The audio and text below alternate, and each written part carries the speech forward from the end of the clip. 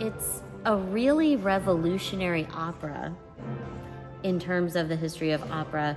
Right before this one, we mostly had these operas with da capo arias, in which a singer would sing the A section, sing the B section, sing the A section again, and this would happen throughout the whole opera, like Handel operas function a lot like this. But this opera, it goes back a little bit to more like the beginning of opera, in which the text and the story is the most important thing. It really hones in on the story of Orfeo, his love for his lost wife, Eurydice, and how far he'll go in order to get her back. And in every other instance of Orfeo and Eurydice, Hades Town is also the same story. They lose. Like Orfeo loses in the Greek myth. He's torn apart by Bacchantes. And this is the only one that I know about where they win.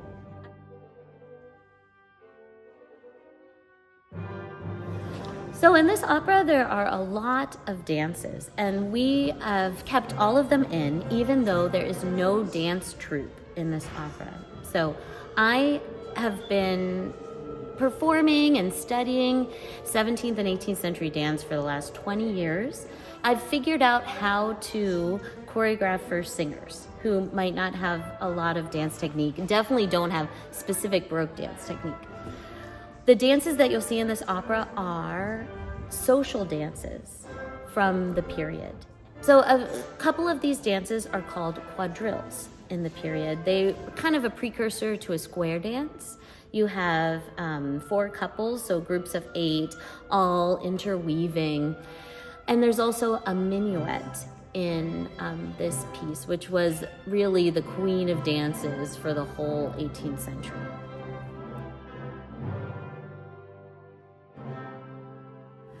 So for this production, we're doing some things that I've never been able to do before, and I'm very excited. I love the old Baroque theaters. There's a few that are still in existence. And in those theaters, you could change the scene instantly. And that was part of the magic of Baroque opera. They had the flats of the sets painted on tracks, and they could instantly change the scene. But we can't do that in modern theaters because the fly system is a lot slower. We don't have these tracks, but there is something that we can do in order to make it instantaneous, and that is video projection. So our video projection designer has amazingly made these new looks for each scene based off historical paintings of the period. And we even have a very sweet video montage of the love of Orfeo and Eurydice after like everything has worked out and Eurydice is no longer dead. So we turn around and see in one of the dance musical pieces their love story, along with their community of shepherds and shepherdesses.